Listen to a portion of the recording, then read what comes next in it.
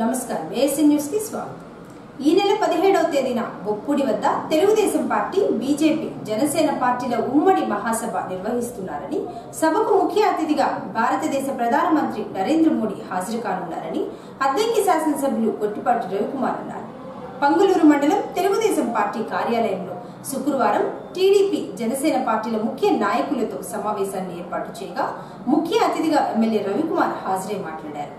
17వ తేదీన సాయంత్రం 3 గంటలకు కూటమికి సంబంధించి తొలి సభ జరుగుతుందని, సభకు అద్దంకి నియోజకవర్గం నుంచి టీడీపీ, బీజేపీ, జేఎస్పీ పార్టీల నేతలు తరలి రావాలన్నారు। వైసీపీ పాలన ఎలా ఉందో ప్రజలు చూస్తున్నారని, సొంత కుటుంబ సభ్యులను హతమార్చిన పార్టీనే ఏపీలో పాలన చేస్తుంటే సిగ్గుగా ఉందని, రాబోయే రోజుల్లో ఏపీ అభివృద్ధి కోసం 3 పార్టీలు కలిసి కూటమిగా ఏర్పడిందని, ప్రకాశం జిల్లాలో ఎటువంటి పార్టీ కార్యక్రమాలు నిర్వహించినా విజయవంతమవుతుందని, దీనిని దృష్టిలో పెట్టుకుని ఉమ్మడి సభ ఏర్పాటు చేశారని, అద్దంకి, పర్చూరు, చిలకలూరుపేట నుంచి సుమారు 1,00,000 మందికి పైగా తరలించే విధంగా సన్నాహాలు చేస్తున్నారన్నారు। రేపు 17వ తారీఖు సాయంత్రం 3ంటికి మన కొత్తగా ఏర్పడిన కూటమికి సంబంధించిన సభ జరగబోతుంది। ముఖ్యంగా మన ప్రధానమంత్రి గారు, అట్లానే మన అధ్యక్షులు నరేంద్ర మోడీ గారు, అట్లానే మన తెలుగుదేశం పార్టీ అధ్యక్షులు చంద్రబాబు నాయుడు గారు, అట్లనే జనసేన పార్టీ అధ్యక్షులు పవన్ కళ్యాణ్ గారు మరియు ఇతర నాయకులు అందరూ కూడా రాబోతున్నారు। ఎందుకంటే మనందరికీ తెలియదు కాదు, గడిచిన 5 సంవత్సరాల నుంచి రాష్ట్రంలో ఏ విధమైన అరాచక పాలన జరిగిందో మనందరికి కూడా తెలియదు కాదు। చూస్తూ ఉన్నాం, సొంత కుటుంబ సభ్యులనే హతమార్చే స్థాయికి ఉన్న పార్టీ వాళ్ళ రాష్ట్రంలో పరిపాలన చేస్తుంటే దాన్ని బట్టి మనందరం కూడా అర్థం చేసుకోవాలి। అందుకనే ఈ రాష్ట్ర భవిష్యత్తుని దృష్టిలో పెట్టుకొని 3 నాయకులు కూడా కలిసి ఖచ్చితంగా ఆంధ్ర రాష్ట్రాన్ని కాపాడుకోకపోతే రాబోయే రోజుల్లో ఇక్కడ చాలా ప్రమాదమైన పరిస్థితులు ఎదుర్కోపోతామనే ఉద్దేశంతో అందరం కూడా కలిసి వాళ్ళ ఒక కూటమిగా ఏర్పడాల్సిన అవసరం ఉందని చెప్పి కూడా మీ అందరికీ తెలియజేస్తూ ఉన్నాను। అందుకని ముఖ్యంగా మన కొరిసిపాడు, పొంగులూరు మండలాలు మన హైవేకి దగ్గరగా ఉంటుంది। ఖచ్చితంగా మనం చాలా పెద్ద ఎత్తున ఈ 2 మండలాల నుంచి కూడా హాజరు కావాలి। ఎందుకంటే గతంలో మనం జిల్లాలో అపోజిషన్లో ఉన్న దగ్గర నుంచి 5 సంవత్సరాల్లో ఏ ప్రోగ్రాం కూడా మన ప్రకాశం జిల్లాలో పెట్టిన ప్రోగ్రాం ఏది కూడా ఫెయిల్ కాల। ఫస్ట్ మనం చంద్రబాబు నాయుడు గారు ఫస్ట్ మనకి మేదరమెట్లు వచ్చారు, ఏది ఎలక్షన్ అయిపోయినా ఇమ్మీడియట్గానే। అప్పుడు అందరూ మీటింగ్ పెట్టాలంటే మొన్నే కదా ఎలక్షన్ అయిపోయింది, ఇప్పుడే ఏముండిద్దని మన జిల్లా మాటూరు, మేదరమెట్ల, అట్లానే సంతనూతలపాడు, ఒంగోలు పెట్టాం। ఫస్ట్ మీటింగ్ మన జిల్లాలో మనమే పెట్టాం। దాని తర్వాత రైతుల పాదయాత్ర కూడా చాలా పెద్ద ఎత్తున జనం సపోర్ట్ చేయడమే కాదు, వాళ్ళకి ఆర్థికంగా కూడా మనం అండగా నిలబడ్డాం అనమాట। మన కాన్స్టిట్యున్సీ దగ్గర నుంచి మన అన్ని కాన్స్టిట్యున్సీలు ప్రకాశం జిల్లాలో వాళ్ళకి అండగా నిలబడి, తర్వాత మహానాడు కూడా మన జిల్లాలో పెడితే ఎప్పుడు మహానాడు చరిత్రలో ఎప్పుడు లేని విధంగా 5 నుంచి 6 లక్షల మందితోటి సభ పెట్టి చాలా పెద్ద ఎత్తున విజయవంతం చేసి రాష్ట్రంలో తెలుగుదేశం పార్టీ శ్రేణులందరూ కూడా ప్రకాశం జిల్లా వాళ్ళందరూ కచ్చికట్టుగా పనిచేశారు, శభాషాన్ని అనిపించుకునే స్థాయికి తెలుగుదేశం పార్టీ ప్రకాశం జిల్లా ఉందని చెప్పి కూడా మీ అందరికీ తెలియజేస్తూ ఉన్నాను। అందుకని చెప్పి రేపు ఇదే నమ్మకంతో మన నాయకుడు చంద్రబాబు నాయుడు గారు ముఖ్యంగా 3 కాన్స్టిట్యున్సీలకి చెప్పాడు బాధ్యత ఎక్కువగా। ఒకటి ఏమన్నా చిలకలూరుపేట, 2 పర్చూరు, 3 అద్దంకి। ఎందుకంటే మనకి బొప్పూడి దగ్గర చుట్టూరుగా మన కాన్స్టిట్యున్సీలు ఉంటాయి। ఇక్కడికి వచ్చేదానికి మన 2 మండలాలు, మన ముందు వచ్చేదానికి మాటూరు మండలం, ఎత్తనపూడి మండలం, రోడ్డుకి ఎడవైపు వచ్చేదానికి మన బల్లికూర మండలాలు, వెనక వచ్చేదానికి చిలకలూరుపేట కాన్స్టిట్యున్సీ, కొద్దిగా సంతమాలూరు అద్దంకి కొద్దిగా దూరంగా ఉంటుంది। సంతమాలూరు కూడా కొంత ప్రాంతం మనం మొబిలైజేషన్ చేయొచ్చు। ఖచ్చితంగా మనం 3 కాన్స్టిట్యున్సీ నుంచి 1,00,000 మంది పైన హాజరవ్వాలి। ఎందుకంటే ఇది మనం మొన్న వాళ్ళ పార్టీలాగా అంకెల క్యారీ చేసి చెప్పే పరిస్థితి మన పార్టీకి అలవాటు లేదు। చూసాం, మొన్న 15 లక్షల మంది అని చెప్పారు, సున్నాలన్నీ తీసేసినా జనం లేరు। 15,50,000 మంది జనం వస్తే కిటకిటలాడిపోయారు। అది తీసుకురావడానికి 2 గంటల సభని వాళ్ళు లేటుగా ప్రారంభించుకోవాల్సిన పరిస్థితి వచ్చిందన్నమాట। ఎందుకంటే ఆ పరిస్థితులు ఎప్పుడు వస్తాయంటే ప్రజల్లో ఆదరణ కోల్పోయినప్పుడు, ప్రజలు దూరం అయినప్పుడు, ప్రజా వ్యతిరేక కార్యక్రమాలు చేసినప్పుడు సభలు వెలవెల్లాడిపోతుంటాయి। మనకి ఇవాళ ఆ విధంగా లేదు। ఏది పెట్టినా అపోజిషన్లో ఉన్నాం మనం, ఏది పెట్టినా మన పార్టీ కానీ మన జిల్లాకు సంబంధించి ఏది పెట్టినా సక్సెస్ అవుతున్నాం। రేపు మొట్టమొదటి కూటమి సభ చాలా పెద్ద ఎత్తున నాయకులు శ్రేయోభిలాషులు అందరూ కూడా వస్తున్నారు కాబట్టి మన వంతు కృషిగా ప్రతి మండలం నుంచి 5 నుంచి 7,000 మంది, ప్రతి గ్రామం నుంచి ప్రతి మనిషి తెలుగుదేశం పార్టీ ప్రతి మనిషి కూడా కదలాల్సిన అవసరం ఉందని చెప్పి కూడా తెలియజేస్తా ఉన్నాను. ఎందుకంటే ఇది పెద్ద మీటింగ్ మనకి. తర్వాత రేపు నాకు తెలిసి 14వ తారీఖు నుంచి 20వ తారీఖు లోపల ఎప్పుడైనా కోడ్ వచ్చే అవకాశం ఉందని చెప్పి అందరూ కూడా చెప్తా ఉన్నారు. ఇది కోడ్ రాకముందు జరిగే పెద్ద మీటింగ్ కాబట్టి ఈ మీటింగ్ను సక్సెస్ చేస్తే కనుక ప్రకాశం జిల్లా, గుంటూరు జిల్లాలో రాబోయే రోజుల్లో వైఎస్ఆర్ పార్టీకి ఒక్క సీటు కూడా రాకుండా మనందరం కూడా కష్టపడాలని చెప్పి తెలియజేస్తా ఉన్నాను. ఎందుకంటే ఒక అద్దం కాన్స్టిట్యున్సీలో మనం ఒక్కరమే గెలిస్తే సరిపోదు. ఎందుకంటే రాష్ట్రం మొత్తం గెలిస్తే కానీ మనకి రాబోయే రోజుల్లో మంచి భవిష్యత్తు ఉండదు. ఇవాళ మనం పోయినసారి మనం 23 సీట్లకి మనం పార్టీ దెబ్బతింటం జరిగింది. అయినా సరే ఎక్కడ కూడా వెనకడుగు వేయకుండా మన నాయకుడు చంద్రబాబు నాయుడు గారు ఎన్ని ఇబ్బందులు వచ్చినా సరే లాస్ట్కి మన కార్యకర్తలతో పాటు మన నాయకులతో పాటు మన నాయకుడిని కూడా చంద్రబాబు నాయుడు గారిని కూడా 50 రోజులు జైల్లో పెట్టే స్థాయికి వాళ్ళు వెళ్ళారంటే ఏ విధమైన పరిపాలన చేస్తున్నారో మనందరికీ తెలిసిందే. రాబోయే రోజుల్లో ఖచ్చితంగా అందరం కలిసికట్టుగా పనిచేయాలి. మనము జనసేన, బీజేపీ కార్యకర్తల్ని ఏ గ్రామంలో ఉన్నా సరే ముందుకు వచ్చి మనం కూడా కలుపుకోవాలి. అట్లానే చిన్న చిన్నవి ఏదైనా అభిప్రాయ భేదాలు ఉన్నా సరే మనం అవసరమైతే వెళ్ళి కలిసి మాట్లాడుకొని అందరినీ కూటమిగా ఫామ్ చేసి అందరిని కూడా కలుపుకొని ముందుకు వెళ్ళాలి. రేపు రాబోయే రోజుల్లో ఖచ్చితంగా మాతో పాటు మన పార్లమెంట్, పోయినసారి మనం 4 గెలిచి మన పార్లమెంటు సభ్యుడు ఓడిపోవడం చాలా బాధాకరమైన విషయం. ఎందుకంటే ఆయన కూడా గెలిస్తే చాలా సంతోషంగా ఉండేది.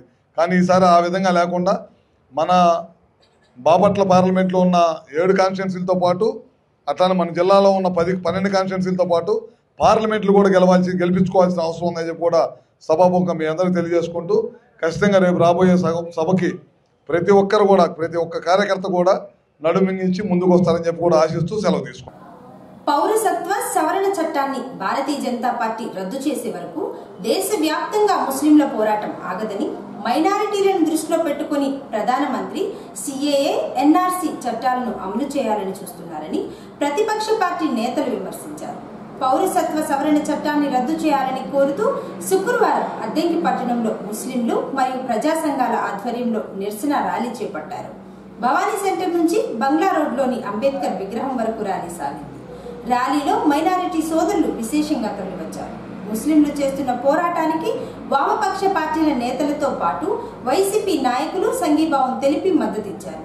కేంద్ర ప్రభుత్వం సిఏఏ, ఎన్ఆర్సీ అమలు చేస్తే ముస్లింలు తీవ్ర స్థాయిలో నష్టపోయే అవకాశం ఉందని, గతంలో ఎన్ఆర్సీపై పోరాటం చేసి మరీ చట్టాన్ని రద్దు చేయించే స్థాయికి చేరుకున్నారని, ఇదే స్ఫూర్తితో సిఏఏపై పోరాటం చేసి చట్టాన్ని రద్దు చేయించుకోవాల్సిన అవసరం ఉందని ముస్లిం నేతలు చెప్పారు. దేశవ్యాప్తంగా నేడు శుక్రవారం మధ్యాహ్నం ప్రార్థనల తర్వాత చట్టాన్ని రద్దు చేయాలని ర్యాలీని ఏర్పాటు చేశారని తెలియజేశారు. చట్టాన్ని రద్దు చేయాలని కోరుతూ అద్దంకిలో ఒక ఐక్యతతో ప్రదర్శన నిర్వహించడం, ఇక్కడ ఆందోళన వ్యక్తం చేయడం, అంబేద్కర్ శక్తిగా మన నిరసనని తెలపడం అనేది ఈ ధర్నా సందర్భంగా మనం 2 డిమాండ్లు చేయాలి. మొట్టమొదటి డిమాండ్, కేంద్ర ప్రభుత్వం తక్షణమే సిఏ చట్టాన్ని విరమించుకోవాలి. ఎన్నికల సందర్భం పేరుతో ఇప్పుడు తీసుకొచ్చి హడావుడి చేసే ఈ ప్రయత్నాలు మానుకోవాలి. అట్లాగే కేరళ మాదిరిగా, తమిళనాడు మాదిరిగా, పశ్చిమ బెంగాల్ మాదిరిగా మన రాష్ట్ర ప్రభుత్వం కూడా ఈ రాష్ట్రంలో నేను అమలు చేయనని స్పష్టంగా ప్రకటన చేయాల్సిన అవసరం ఉంది. ఈ 2 డిమాండ్ల మీద మనం ఆందోళన చేస్తా ఉన్నాం. అసలు సిఏఏ చట్టం ఇప్పుడు అవసరమా?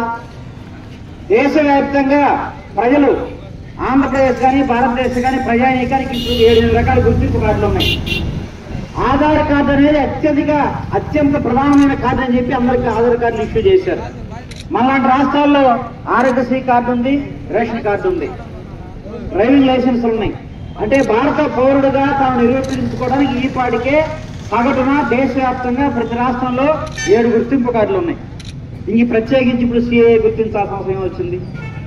ఇప్పుడు సిఏఏ పేరుతో సిటిజన్షిప్ ఇవ్వాల్సిన అవసరం వచ్చి ఏమొచ్చింది అంటే, ఈ దేశంలో కేంద్ర ప్రభుత్వం 2014 సంవత్సరంలో బీజేపీ అధికారంలోకి వచ్చిన తర్వాత ఈ రోజు వరకు కేంద్ర ప్రభుత్వం యొక్క ఏకైక ఎజెండా ప్రజా సంక్షేమం కాదు. ప్రజలు ఎలా చేర్చాలి, ప్రజల మధ్య ఎలా అనేకత పెట్టాలా. దేశంలో 7 మతాలు ఉన్నాయి, గుర్తింపు పొందిన మతాలు 7 మతాలు ఉన్నాయి. 7 మతాల్ని సమానంగా చూడవలసిన బాధ్యత ఈ ప్రభుత్వం మీద ఉంది. ఈ 7 మతాలని రాజ్యాంగం గుర్తించింది. ఈ 7 మతాలని చట్టం గుర్తించింది. 7 మతాల మధ్య సమానత్వాన్ని సాధించాల్సిన బాధ్యత ప్రధానమంత్రి ఉంది. కానీ ప్రధానమంత్రి గారు ఒక మతాన్ని ఎత్తుకుంటాడు, ఒక మత విశ్వాసాన్ని పాటించాలంటాడు, ఒక మతమే మెజారిటీ మతం అంటాడు, ఒక మతస్థులే దేశస్తులు అంటాడు. మిగతా మతస్థులంతా వీళ్ళ మూలవాసులు కాదు, వీళ్ళని బయటికి పంపించాలనే ఉద్దేశంతో ఈ చట్టం తీసుకొచ్చారు. అందుకని ఈ ప్రభుత్వం ప్రజల మధ్య అనైక్యత సృష్టించడం కోసమే ఉన్నది కాబట్టి ఆ పద్ధతిలో ఈ ప్రభుత్వం చేస్తా ఉంది. కొన్ని దుష్ప్రచారం ఒకే ఒక విషయం చెప్తా నేను. ఇప్పుడు ఉత్తరప్రదేశ్ లో గోవు మాంసానికి సంబంధించిన వ్యాపారం జరుగుతుంది. 44 మంది బీజేపీ ఎమ్మెల్యేలు గోవు మాంస ఎగుమతి సంస్థను నడుపుతా ఉన్నారు. మామూలు రోజులైతే గోవుని పవిత్రంగా పూజిస్తామని, ఎవరైనా గోవుని మామూలు తోలుకొని పోతాను ఎక్కడికో కసాయికి తీసుకెళ్తారని ईवीएम हटाओ, देश बचाओ, ईवीएम हटाओ, ईवीएम हटाओ, ईवीएम हटाओ. We want రద్దు చేయాలి కేంద్ర ప్రభుత్వ నల్ల చట్టాలను వెంటనే, రద్దు చేయాలి కేంద్ర ప్రభుత్వ సీఏ నల్ల చట్టాన్ని వెంటనే, నశించాలి కేంద్ర ప్రభుత్వ ప్రజా వ్యతిరేక విధానాలు, నశించాలి కేంద్ర ప్రభుత్వ ప్రజా వ్యతిరేక విధానాలు. भाई दोस्तों, अब हमें जा रहे हैं, पीछे ट्रैफिक जाम हो गया, हमें एक लाइन में आना भाई. ये तो हमें जो भी करते हैं सो वो ट्रैफिक जाम होना अच्छा बात नहीं है, वो क्या खिलाफ होता है. हमें जो भी करते हैं ये तो सामरस्यम के वास्ते करते हैं. हमें क्या होता है, पहले ट्रैफिक जाम ही नहीं सरकार करना है, बाजू आ जाओ, सब लोग बाजू आ जाओ. ये हमें डिसिप्लिन से करना है, ये बहुत डिसिप्लिन के साथ बहुत हिफाजत से करना है. योजना जोड़ते चलो, योजना जोड़ते चलो, आपस में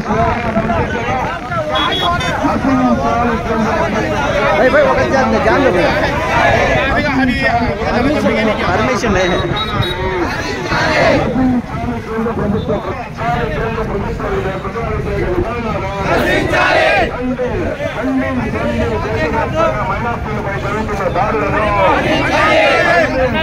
దేశవ్యాప్తంగా మైనార్టీలపై జరుగుతున్న దాడులను, దేశవ్యాప్తంగా మైనార్టీలపై జరుగుతున్న దాడులను రద్దు చేయాలి. సీఏఏ నల్ల చట్టాన్ని వెంటనే రద్దు చేయాలి.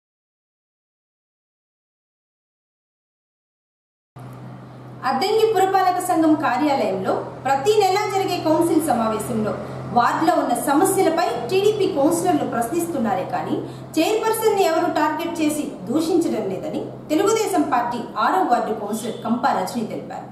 అద్దంకి పట్టణంలో శుక్రవారం కౌన్సిలర్ రజని ఏఎస్ఎన్ తో మాట్లాడారు. తను ఉన్నత చదువుకుని ప్రజాసేవ చేయాలన్న లక్ష్యంతో 2001లో సర్పంచ్గా, ప్రస్తుతం కౌన్సిలర్ గా గెలుపొందారని, తను ప్రతిపక్ష పార్టీ అయిన వార్డులో అభివృద్ధి పనులు, ఇతర సమస్యల గురించి సమావేశంలో అడుగుతున్నారే కానీ దళిత మహిళ అయిన చైర్పర్సన్ ను కించపరిచే విధంగా మాట్లాడటం లేదన్నారు. గురువారం జరిగిన కౌన్సిల్ సమావేశంలో వార్డులో సమస్యల గురించి మాట్లాడుతూ ఉంటే వైసీపీ పార్టీ కౌన్సిలర్లు జోక్యం చేసుకోవడంతో సమావేశంలో గొడవ జరిగిందని, వార్డులో సమస్యలు చైర్పర్సన్ కు చెప్పుకుంటే దానికి సమాధానం చైర్పర్సన్ లేదా అధికారులు ఇవ్వాలే కానీ కౌన్సిలర్స్ జోక్యం చేసుకోవడం అనేది తప్పని మండిపడ్డారు. నేను 6వ వార్డు కౌన్సిలర్ కంపా రజని అండి. నేను 14వ తారీఖు సాధారణ సమావేశం జరిగింది. సాధారణ సమావేశంలో మేము ఇట్లా వార్డులో చెత్త తీయట్లేదు, సైడ్ కాలువలు మురుగులు తీయట్లేదు అని చెప్పేసి మేము అడగటం జరిగింది. దాని మీద వైసీపీ కౌన్సిలర్స్ మా మీద దాడికి ప్రయత్నించారు. బాధాపాదాలు జరిగినాయి. మా మీదకే వాళ్ళు ముక్కుమడిగా వచ్చి మా మీద దాడి చేయబోయారు. మేము అడుగుతుంది ప్రజల సమస్యల గురించి అడుగుతున్నాం కానీ మేము వేరే ఏమి అడగట్లేదు కదా. అవి మాట్లాడేటప్పుడు ప్రతి మీటింగ్లో చైర్మన్ గారు మేము ప్రజల సమస్యలు అడుగుతున్నప్పుడు కూర్చోండి, ఏంది ఇంట్లో మాట్లాడుతున్నారని చెప్పేసి సమాధానం ఇవ్వడం జరుగుతుంది. మేమైనా ప్రజల సమస్యల గురించి అడుగుతున్నాం కానీ మేము సైలెంట్ అయిపోతామండి. కానీ నిన్న ప్రెస్ మీటింగ్ పెట్టారు మేడం గారు, చైర్మన్ గారు. ప్రెస్ మీటింగ్లో మళ్ళీ మెసేజ్ ఇచ్చారు. కానీ నేను ఎప్పుడు ఆమెని టార్గెట్ మాత్రం చేయలేదండి. ఎందుకంటే చైర్మన్కి నేను గౌరవించాను, ఎవరైనా సరే నేను గౌరవించాల్సిందే. కానీ ఆమెని నేను టార్గెట్ చేయటం ఏంటి? నేను ఎందుకు చేస్తాను టార్గెట్? నేను ప్రజల సమస్యలు అడుగుతున్నా కానీ నేనేం అడగట్లేదు కదా, కానీ కూర్చోండి అని చెప్పేసి మేము మాట్లాడుతున్నప్పుడు, మీటింగ్లో మేము మాట్లాడుతున్నప్పుడు వైసీపీ కౌన్సిలర్స్ కొంతమంది వ్యక్తులు మా మీద ఇష్టం వచ్చినట్టు మాట్లాడటం, అసభ్యంకరంగా మాట్లాడుతున్నారండి. ఇది ఎంతవరకు సమస్య అండి? మేడం గారు ఇంకా దాన్ని సమన్వయపరచాల్సింది పోయి వాళ్ళని ఉసుగొలుపుతున్నారండి. ఇది ఎంతవరకు సమంజసం? మా ఎమ్మెల్యే గారు ఒక సాధారణ సమావేశం మీటింగ్కి వచ్చినప్పుడు మా ఎమ్మెల్యే గారికి గౌరవం ఇవ్వలేదు. మాకు ఎట్లా ఉంటుంది? కానీ నేను చైర్మన్ గారిని అయితే నేను ఎప్పుడు ఏం మాట్లాడలేదు, ఏం అనలేదు కాబట్టి సమస్యలు అడుగుతున్నాను అంతేనండి. కానీ నిన్న ప్రెస్ మీటింగ్ పెట్టి ఆవిడ ఒక దళిత స్త్రీని అయ్యండి నన్ను ఇట్లా అంటం ఏంది అని చెప్పేసి అనింది. నేను ఎప్పుడు ఆమెని ఆ విధంగా నేను ఎప్పుడు మాట్లాడలేదండి. నేను ఉన్నత చదువులు చదువుకొని విధాన సంస్కారం నాకు ఉన్నది. నేనేమి అనలేదు. నేను చదువుకొని నేను ఒక చైర్మన్ గారిని గౌరవించినట్టే మాట్లాడుతున్నాను, అంతేగాని నేను ఆమెని ఎప్పుడు ఏమీ అనలేదు. కాబట్టి గట్టిగా మాట్లాడతాను. కాబట్టి చైర్మన్ గారు కాదు కాబట్టి నేను అధికారులని సార్ ఏగానైనా ఎవరినైనా సరే సార్ మీరు కూర్చొని నేను మేడం గారితో మాట్లాడతాను అంటాను, కానీ నేను ఎప్పుడు ఆమెని దూషించలేదు. నేను అట్లా చేయను. నేను 2001లో సర్పంచ్ చేశానండి. ఇప్పుడు నేను కౌన్సిలర్గా అయ్యాను కాబట్టి నేను ఆమెను ఎప్పుడు నేను దూషించను అంతే. సమావేశంలో వాదాపవాదం జరుగుతూ ఉంటాయి, కానీ ఈ ఎలక్షన్ అంతవరకే, తర్వాత ఏమి ఉండదండి. మేము అందరం కలిసికట్టుగా పనిచేసుకుంటామండి అంతే. మాకు ఏమి భేదాభిప్రాయాలు మాత్రం మాకు ఏమీ లేవండి. అట్లే లేదండి. నేను ఆమె చదువుకోలేదని చెప్పేసి అంటాను కాబట్టి సబ్జెక్ట్ అడుగుతున్నాను. మేడం మీరు చెప్పండి అని అడిగే రైట్స్ మాకు ఉన్నాయి కాబట్టి మీరు చెప్పండి మేడం అని అడుగుతున్నాను, కానీ సభ్యతా సంస్కారం లేదని నేను ఎప్పుడు అన్నాను. నాకు సభ్యతా సంస్కారం మాకున్నది. మా తల్లిదండ్రులు చదువుతో పాటు సభ్యతా సంస్కారం మాకు నేర్పించారు. దొంగలు ఎక్కడైనా ఇళ్లలో, దేవాలయాల్లో చోరీ చేసుకుని వెళ్లడం చూసాము. అయితే వింతగా పొలాల్లో ఆరబెట్టిన ఎండుమిర్చిని దొంగిలించుకుని పోయిన సంఘటన సంతమాగులూరు మండలం ఏల్చూరు గ్రామంలోని చెక్కలవాగు రోడ్లో చోటు చేసుకుంది. రైతు వల్లం వెంకట్రావు పొలం కౌలుకు తీసుకుని మిర్చి పంట సాగు చేయగా కోత కోసి పొలంలోనే ఆరబెట్టగా సుమారు 15 క్వింటాళ్ల ఎండుమిర్చి తెల్లవారయ్యేసరికి మాయమైంది. వెంకట్రావు తన పొలంలో గురువారం రాత్రి 11 గంటల వరకు కాపలా ఉండి ఇంటికి వెళ్లాడు. తిరిగి మరలా వేకుజామున ఇంటి నుంచి పొలంకు రాగానే 15 క్వింటాళ్ల మిర్చి మాయం కావడంతో ఒక్కసారిగా అవాక్కయ్యాడు. కష్టపడి పండించిన పంట దొంగల పాలు కావడంతో లబోదిబోమని వాపోయాడు. మిర్చి కోత సాగు కోసం లక్షల రూపాయలు పెట్టుబడి కావడంతో చేసిన అప్పు మిర్చి అమ్మి తీరుద్దామని అనుకునేలోపు ఇలా జరిగింది.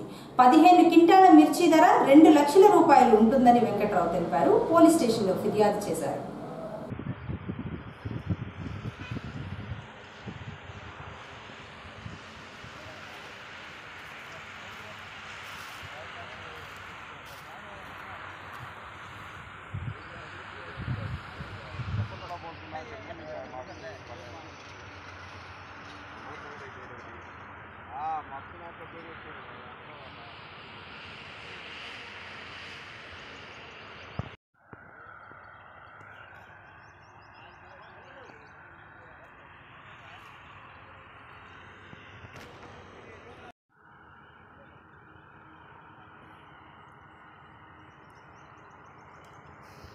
మండలం ఏల్చూరు గ్రామం అండి. ఇట అద్దంకి హైవే రోడ్డుకి దగ్గరలో ఎకరన్నర పొలం కౌలు తీసుకున్నారు మా బాబాయ్. కాయలు కోసి కళ్ళంలో 15 క్వింటాలు కాయలు ఏరి మండది ఒకటి కొట్టి పెట్టారు. ఒక 100 మంది 150 మంది కూలీలు దాకా అయినాయి. ఈ 15 క్వింటాల కాయలు 3 లక్షలు సరుకు దొంగలు నైట్కి నైటే 1 గంట టైంలో తొక్కుని వెళ్ళిపోయారు.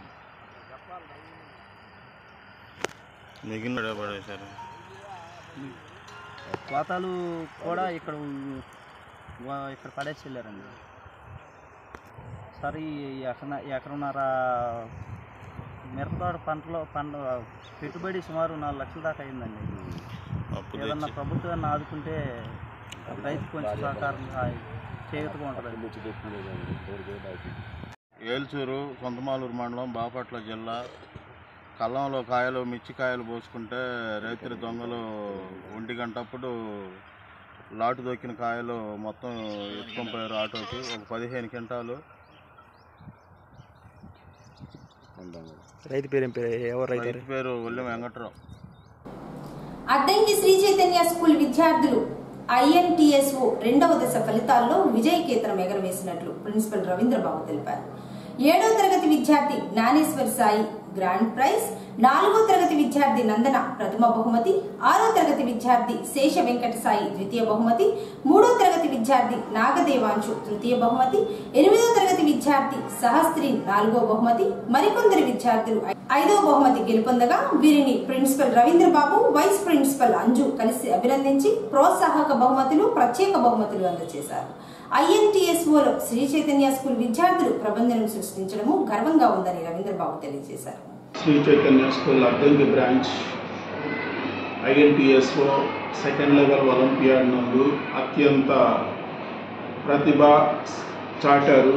అందులో మనకి మొట్టమొదటిగా గ్రాండ్ ప్రైజ్ 7th క్లాస్కి సంబంధించినటువంటి కొల్లి జ్ఞానేశ్వర్ సాయి, సో మరియు second prize G Nandana 4th class, తర్వాత second prize Sesha Venkata Sai Thota, third prize Nagadevansh Chowdary బై, 4th prize G Berinchi, 5th prize ఒక నలుగురు విద్యార్థులు, సో అదేవిధంగా ఇంకొక నలుగురు విద్యార్థులు స్పెషల్ ప్రైజెస్ సాధించారు. దాంతో పాటుగా కన్సోలేషన్ ప్రైజెస్ 58 మంది విద్యార్థులకి, గోల్డ్ మెడల్స్ 60 మంది విద్యార్థులకి, మొత్తం మెరిట్ సర్టిఫికేట్స్ 315 మంది విద్యార్థులకి రావడము ఇది మాకు చాలా గర్వకారణంగా ఉంది. సో ఈ విజయానికి తోడ్పడినటువంటి మా విద్యార్థులకి, సో మా ఉపాధ్యాయులకి, తల్లిదండ్రులకి కృతజ్ఞతలు తెలియజేస్తున్నాను. ఏసీ న్యూస్ ఇంతటితో సమాప్తం. నమస్కారం.